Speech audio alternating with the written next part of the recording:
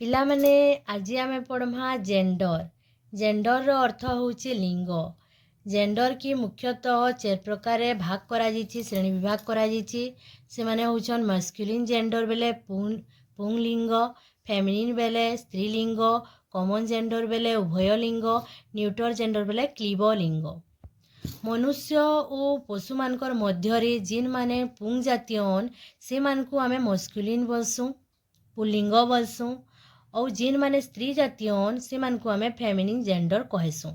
जेंता कि पुंग जातीय कि जीवे पुरुष माने, स्त्री जातीय सबू स्त्री माने महिला माने जीवे।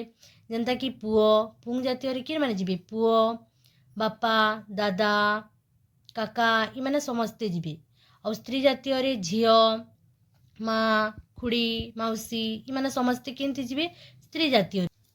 यहाँ पढ़मा आमे कॉमन जेंडर। कॉमन जेंडर बेले उभय पुंग जातीय और स्त्री जातीय के बुझौतबा, दुई लोग को बुझौतबा बेले पुरुष के भी बुझौतबा और स्त्री के भी बुझौतबा, सेटा के आमे कहसु कॉमन जेंडर। जेंता कि चाइल्ड, चाइल्ड बेले शिशु, शिशु खाली पुओ पिला मान को आमे शिशु बोलसु के, झियो पिला मान को भी आमे शिशु बोलसु छोट थिले बेले चाइल्ड समकु बुझौचे, दुई जन को उभय पुरुष के भी बुझौचे और स्त्री के भी बुझौचे। एथिले कि चाइल्ड काना होउची गुटे कॉमन जेंडर रे जेसी उभय लिंग। तापरे स्टूडेंट छात्र, छात्र खाली आमे पिला मान को छात्र तो ने कहूँ, झियो मान भी छात्रन छात्रीन, छात्र छात्री कहसु, आमे स्टूडेंट कहसु। तो पुओ झियो समकु आमे स्टूडेंट का कहूछु मिसी करी, हेतिले कि स्टूडेंट गुटे काना होउची कॉमन जेंडर।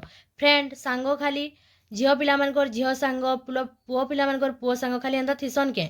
उभय सांग बेले काना पिला भी हे पारे, झियो भी हे पारे, पुओ झियो सब हे पारन, हेतिले कि फ्रेंड गुटे काना होउची हमर कॉमन जेंडर रे जोउची। हेंदा थीप इनु ओ बहुते अच्छे उदाहरण माने तुमे माने टिके देखि नबो।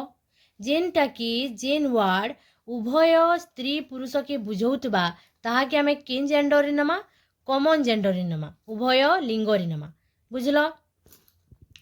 तापरे आमे जिमा जेंदा कि निर्जीव वस्तु, जेन वस्तु मानकर जीवन ने थे, निर्जीव आमे काहे कहसु, जहार जीवन ने थे। तो सेंता वस्तु मानकु से माने किंती जैसन न्यूट्रल जेंडर क्लीब लिंग, जहार की जीवन ने जेंता कि pen, pencil, table, chair, paper, house, door, window, window इमानकर जीवन अच्छे के, इमानकर जीवन ने नो टेम्पुल हैला, हाउस हैला, जहार जीवन ने थे से माने केंती जैसन न्यूट्रल जेंडर रे जैसन क्लीब लिंग रे जैसन। यहाँ आमे उदाहरण देखमा पुंगलिंग और स्त्रीलिंगर। पुंगलिंग बेले पुरुष मान को बुझासी मस्कुलिन, फेमिनी कहा के बुझासी स्त्रीलिंग के बुझासी। जेंता कि बॉयर गाल, बॉय पुओ, गाल झियो बालिका। तापरे ब्रदर रो sister, father mother, son daughter, husband wife, king queen, he she एंदा आउ भी इनु बहुत उदाहरण अच्छे, भल से तुम्हें माने टिके देखि नेब। इरा माने सबू होउछन मस्कुलिन और याडे होछि फेमिनी। मस्कुलिन बेले पुंलिंगर इटा उदाहरण माने अछन, आउ याडे सबू अछन हमर स्त्रीलिंगर उदाहरण माने अछन।